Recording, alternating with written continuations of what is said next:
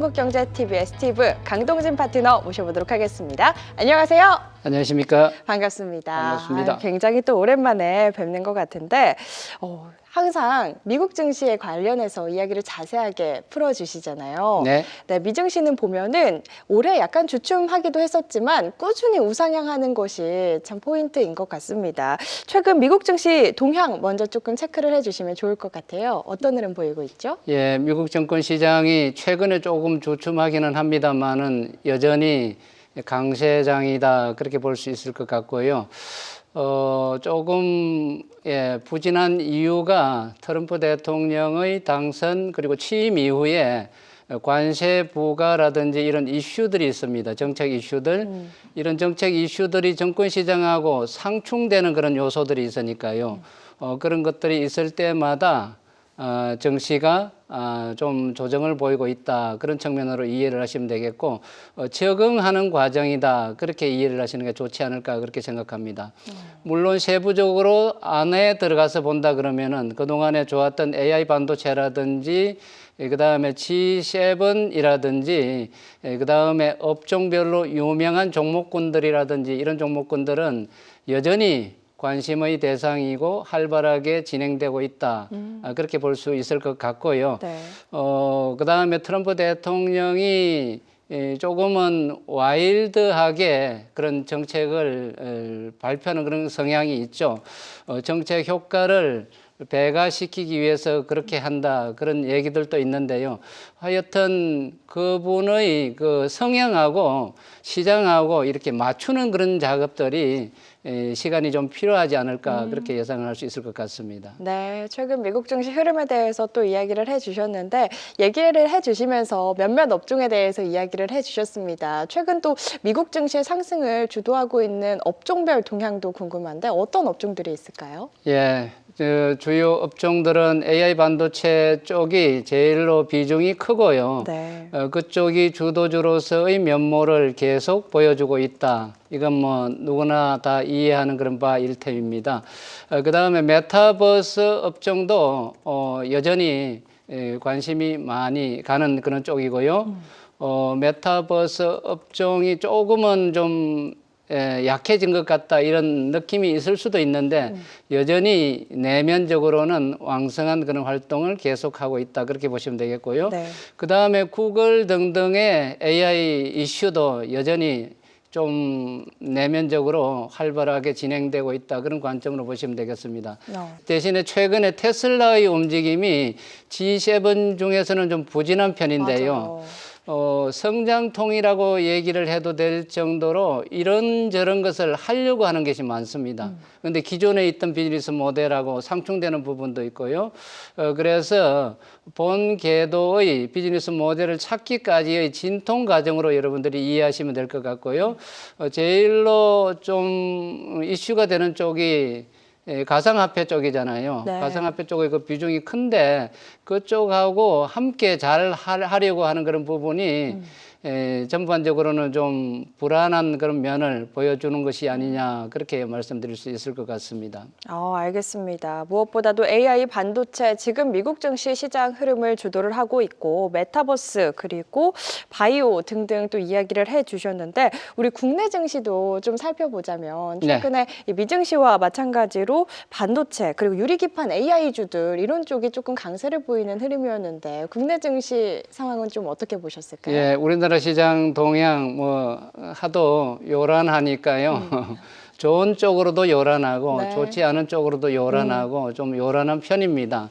일단은 우리나라 정권 시장이 코스피도 그렇고 코스닥도 그렇고 상대적으로 부진하다 하는 것을 많이 얘기들 하는데요. 실제로 상대적으로 부진합니다. 그리고 부진한 이후에 조금은 나아졌다 그런 얘기들을 하기도 하는데요. 나아지기는 좀 하기는 했습니다만은 그러나 그렇게 많이 나아진 것은 아니다. 그렇게 말씀드릴 수 있을 것 같고요. 네. 그다음에 아시아 정권 시장에 비해서 우리나라 정권 시장의 그 상황 여전히 좀 부진한 편이다. 최근에 중국 시장이 좋은 편이거든요. 그리고 대만 시장도 여전히 좋고 홍콩 시장도 좋은데 우리나라 시장은 그들 시장에 비해서는 뒤처져 있는 그런 모습들을 자주 볼 수 있겠다. 그런 말씀을 드릴 수 있겠고요. 그다음에 일본 정권 시장도 미국 정권 시장과 마찬가지로 좋은 편이거든요. 그런데 우리나라 시장은 일본 시장보다도 탄력이 좀 약한 것 같다. 그래서 전반적으로 우리나라 시장은 경쟁력의 문제일 수도 있고요. 그리고 시장 참여자들의 성향일 수도 있고, 그리고 경제 지표라든지 정권 시장을 구성하는 그런 요소들, 경제적인 요소들하고 연관되는 것일 수도 있는데, 하여튼 지난해까지 세계 정시에서 제일로 하단에 있었던 그 경쟁력이 지금도 썩 그렇게 나아진 편은 아니다 하는 말씀을 드리고 싶습니다. 네, 지난해보다는 올해 조금 더 나아지고 있기는 하지만 상대적으로 우리 증시 못 오르고 있는 현실이다. 중국이나 홍콩, 아시아 시장 대비해서도 뒤처져 있는 흐름이다 이야기를 해주셨는데, 그럼에도 불구하고 조금 시장에서 부각을 받고 있는 종목, 우리 네. 강동진 파트너께서 주목을 하고 있는 종목이 있다면 국내 증시에서는 또 어떤 종목들 주목을 하고 계신지 궁금합니다. 예, AI 반도체 쪽이 제일로 큰 영역이고요. 네. 그리고 중요하고 그래서 주목이 되죠. AI 반도체 쪽으로는 그런데 삼성전자가 대장주로서의 역할을 해야 되는데 요즘 고전을 면치 못하고 있는 그런 부분이 있죠. 네. 하이닉스 반도체는 상대적으로 잘 나가는 그런 편이고요. 그래서 삼성전자도 지금은 조금씩 나아지는 그런 면이 있는 것 같고요. 그래서 경쟁력이 회복되지 않을까 그런 생각을 해봅니다. 그렇다 그러면은 삼성전자가 하이닉스가 많이 오를 동안에 오르지 못한 그런 부분이 있으니까 삼성전자가 저가 메리트가 있는 그런 상황이거든요. 그래서 저가 메리트로 인해서 주변 여건만 조금 호전된다 그러면은 삼성전자가 비로소 자기 몫을 해주지 않을까 그렇게 생각해보고 그렇게 된다 그러면은 삼성전자를 중심으로 한 반도체 업황 쪽이 상승 흐름을 탈 가능성이 있어 보인다. 그 말씀드리고 싶습니다. 알겠습니다. 아무래도 AI 반도체 부품 관련해서 또 주목을 하고 계시다 이야기를 해주신 것 같은데, 아무래도 우리 강동진 대표님께서 이야기를 해주셨던 것처럼 상대적으로 우리나라가 조금 다른 글로벌 국가들에 비해서 부진하다라고 느끼시는 우리 국내 투자자분들도 많이 계신 것 같습니다. 네네. 그래서 일찌감치 또 미국 증시에 투자를 하시는 분들도 계시지만 네. 이제 워낙 또 우상향하는 흐름을 단단하게 보여주고 있으니까 네. 이제 막 투자를 시작해보자라고 하시는 우리 국내 개인 투자자분들도 계실 것 같거든요. 네. 우리 개인 투자자분들께서 이제 막 미국 증시 투자를 하고 싶은데 네. 어떤 거부터 해야 될지 잘 모르시는 분들 많으세요. 이럴 종목을 때 찍어 드릴까요? 너무 좋죠, 대표님. 너무 좋고 어떤 거부터 해야 될까요? 예, 항상 보면은 종목에 갈증이 많습니다. 네. 투자자들 입장에서 보면은요. 맞아요. 네. 근데 주변에 종목이 많은 것, 적은 것도 아닌데요. 항상 그런 갈증을 느끼게 되어 있거든요. 그래서 여러분들 종목을 매수하고 그러기 이전에 발굴을 하잖아요. 발굴을 할 때 자기가 좋아하는 그런 쪽에 종목을 좀 정하는 게 먼저지 않을까 그렇게 생각을 할 수 있을 것 같고요. 일단 반도체 쪽이라 그런다 그러면은 이제 유리기판 쪽을 제가 간헐적으로 설명을 드리는데 유리기판이 기존에 있던 반도체 패키징 쪽하고요. 패키징이 조금 어려운 부분인데 가공이라고 생각하면 될 거예요. 쉽게 얘기를 하면은 패키징 쪽의 새로운 기술로서 유리기판이 유효하다. 장점이 많다 그런 것이거든요. 그래서 최근에 반도체 종목과 관련되어 가지고 유리기판 이슈가 자주 소개가 되고 그렇습니다. 이 유리기판을 제일로 먼저 그 시장을 개척한 쪽이 SKC거든요. 네. 하이닉스 계열의 SKC인데 SKC가 미국의 앱솔릭스사라고 있는데요. 이 앱솔릭스사하고 반도체 패키징 쪽에 유리기판 공정을 만들고 있는 그런 상황입니다. 거의 이제 공장을 다 만들었다 그렇게 싶은 그런 정도로 진도가 나갔는데요. 그와 관련되어 가지고 국내 시장에서 유리기판 관련주로서 SKC라든지 HB 테크놀로지라든지 유니테스트라든지 등등 관련 종목군들이 간헐적으로 오르는 그런 경향이 있는데 이것도 반도체 공정 중의 하나로 여러분들이 이해하시면 될 것 같습니다. 그 다음에는 반도체 쪽에 패키징 쪽을 제가 설명을 드렸는데요. 네. 공정 쪽으로 보면은 그 계층화되어 있습니다. 반도체 쪽은 여러분들이 HBM 공정은 잘 아실 것으로 생각되는데요. 삼성전자가 고전을 하고 하이닉스가 앞서가고 했던 부분이 그 HBM 공정 쪽이거든요. 이 HBM 공정 그 다음 공정에 CXL 공정이라는 게 있습니다. CXL 공정이 있는데 CXL 공정의 대표적인 종목을 몇 개 소개를 하면은 네오셈이라든지 오킨스 전자라든지 오픈엣지 테크놀로지라든지 이런 쪽에 CXL 종목이 있고요. 그래서 여러분들 HBM 공정 그 다음 공정이 진행될 때는 이 CXL 공정에 있는 이들 종목군들을 조금 봐놓으면은 도움이 된다. 그 말씀을 드리고 싶습니다. 네. 그 다음 또 공정이 있는데요. CXL 공정이 진행되고 나면은 그 다음에는 이제 발전이 되었을 거잖아요. 그때는 이제 온 디바이스 AI, 실제로 AI를 각 기기에다가 심는 작업을 하는 거예요. 네. 그래서 이 온 디바이스 AI의 대표적인 게 애플입니다. 애플 아이폰에 이 AI를 심는 것이 그 공정이거든요. 네, 네. 그래 이해가 되시죠, 그죠? 네. 그래서 이 온 디바이스 AI 공정도 그 다음 단계로는 유명한데 그런 반도체 쪽의 흐름이 시장에서 가시화될 때 여러분들이 무슨 종목을 봐야 되느냐 하면은 제주 반도체라든지 리노공업이라든지 텔레칩스, 칩셋 미디어 이와 같은 종목군들을 본다. 그렇게 얘기를 할 수 있는 것이죠.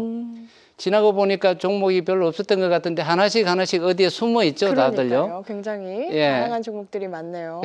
국내 증시에서 이렇게 반도체 그리고 CXL 예. 안에서 관련해서 주목해 볼 만한 종목들 이야기를 해주셨는데 예. 더 추가적으로 이야기해 주시고 싶은 종목들 더 있을까요? 예, 오늘 반도체 종목 중에서 13% 정도 오른 종목이 있었거든요. 오, 네. 어떤 종목이었길래 그렇게 올랐지 그러니까요. 그렇게 싶은 생각이 들 건데 이것도 제가 간헐적으로 여기서 그때 아마 소개를 했을 거예요. AI 반도체 군과 관련된 종목군들인데요. 그 여기에 소부장 종목들이 많이 있잖아요. 소재, 부품, 장비 종목군들이 있는데 그 중에 여러분들이 대기업 쪽에서 지분을 가지고 있는 그런 중소형주라 그러면은 여러분 살펴볼 필요가 있겠어요. 여러분들 혹시 요즘 삼성전자가 로봇과 관련되어 가지고 관심을 많이 가지고 있다 네. 얘기 들으셨죠? 그렇죠. 네. 예, 그 로봇 관련주가 엄청나게 오른 것을 이해하시고 계시죠, 네. 그죠? 무지개. 예, 무지개. 그건 조금 편안하게 볼 수 있는 게 뭐냐면 삼성이 지분을 많이 가지고 있으니까요. 네. 어차피 삼성이 키울 것이다 그런 생각을 하게 되는 것이잖아요. 삼성이 지분을 가지고 있다 이런 관점요. 제가 여러분께 지금 이 테이블을 하나 보여드리고 있는데 KC텍 FST라는 종목을 여기다 위에다 올려놓고 조금 복잡한 이런 내용들을 적어놨어요. 이거는 CXL 공정까지를 얘기를 하는 과정에 오른편에 보면은 여기에 삼성이 지분을 가지고 있다. 삼성이 지분을 가지고 있다. 두 종목을 써놨어요. KC텍이 삼성이 KC텍의 지분을 5% 가지고 있다. 그래서 그 살펴보면은 이게 잘 오르는 거거든요. 네. 오늘 13% 올랐어요. 그래서. 오늘 13일인데. 예, 그 13%. 전에도 네. 계속 오르고 있었거든요. 그래서 그런 것입니다. 그래서 대주주 지분이 있는 종목군은 여러분들이 갖고 있을 필요가 있다. 관심을 갖고 있을 필요가 있다는 뜻이죠. 네. 그다음에 FST도 마찬가지입니다. 이 회사의 지분을 7% 가지고 있습니다. 꼭 잘 간다는 보장은 없는데 관심을 가져볼 필요는 있다. 네. 그런 뜻이 되는 것이죠. 이렇게 되면은 이 종목군들이 나중에 내 종목이 되는 거거든요. 그렇게 이해를 하시면 될 것 같습니다. 알겠습니다. 대기업들이 지분을 투자하는 그런 든든한 구석이 있는 종목들은 좀 관심 있게 꾸준히 지켜보면 좋겠다 이야기를 해주셨습니다. 이렇게 국내 증시에서 주목하고 계신 종목들까지 이렇게 아낌없이 이야기를 해주셨는데 네. 제가 우리 강동진 대표님 나오시면 꼭 여쭤보고 싶었던 부분이 있어요. 그래요? 네, 어떤 부분일 것 같으세요? 저도 궁금하지만 우리 시청자분들도 많이들 궁금해하시는 부분인데 종목 찍어달라 그러는 거 아니에요? 종목도 너무 궁금한데 이 미국 ETF 관련해서 그거 찍어드릴까요? 너무 좋죠, 대표님. 관련해서 궁금해하신 분들이 굉장히 많으신데 어디서부터 시작을 해야 되는지 어떤 ETF에 관심을 둬야 할까 이런 부분들 정말 기초적인 부분들부터 이야기를 해주시면 좋을 것 같습니다. 예, ETF 광풍이다 해도 과언이 아닐 정도로 열기가 대단하고요. 맞아요. 그리고 성률이 대단합니다. 그쵸. 성률이 대단하니까 혹시 참여하지 못한 투자자의 경우는 둘 중에 하나입니다. 하나는 자존심이 상해서 얘기를 못 해가지고 맞아. 마치 네. 안 하는 것처럼 얘기를 하는 그런 경우가 있고요. 두 번째로는 뭘 어떻게 시작을 해야 될지를 몰라가지고 맞아요. 그러는 경우도 네. 있고 그러는 거거든요. ETF가 왜 이렇게 열기를 품을까요? 하는 얘기거든요. 이 ETF가 미국 시장에서 굉장히 선풍적인 인기를 끌고 있는 그런 상황이었는데요. 이것이 우리나라 시장으로 건너온 그런 면도 있습니다. 건너오면서 점점 내재화되었다 그럴까요? 우리나라 것화 되었다고 그럴까요? 처음에는 S&P 500 지수를 마치 하나의 종목처럼 매매를 하는 것이었고요. 네. 그리고 나스닥 100 지수를 하나의 종목처럼 매매하는 것이었고요. 그리고 필라델피아 반도체 지수를 마치 하나의 종목처럼 매매하는 것이었거든요. 그렇게 쉽게 매매가 되나요? 종목의 이름이 길고 그리고 종목을 우리가 코딩을 매매를 하려 그러면은 번호를 알아야 되잖아요. 그쵸. 그런 게 다 되어 있을까요? 그런데 어떻게 생각하세요? 되어 있지 않을까요? 요즘에는 또 워낙 많은 분들이 관심을 예, 갖다 미국에서 되어 있다 그러면 우리나라에서도 되어 있는 거예요. 우리나라에서 굉장히 쉽게 생각하면 되는 거거든요. 네. 그리고 코드 번호까지도 다 되어 있어요. 오. 코드 번호를 치면은 그 긴 용어도 다 나오거든요. 네. 그래서 쉽게 그 내용까지는 다 되어 있다 그렇게 보시면 되는 겁니다. 이제 뭐 하면 되겠어요? 그러면? 그러니까요. 어떤 번호인지. 예, 어떤 번호인지 운용사를 이제 한번 살펴보고요. 네. 이 운용사가 코드 번호를 가지고 있거든요. 그쵸. 코드 번호를 가지고 있기 때문에 그 코드 번호를 우리가 갖고 매매를 하면 되는 거거든요. 마치 무엇과 같이? 종목과 같이요. 네. 근데 필라델피아 반도체 지수라는 이 긴 이름을 하나의 종목으로 생각을 하는 거예요.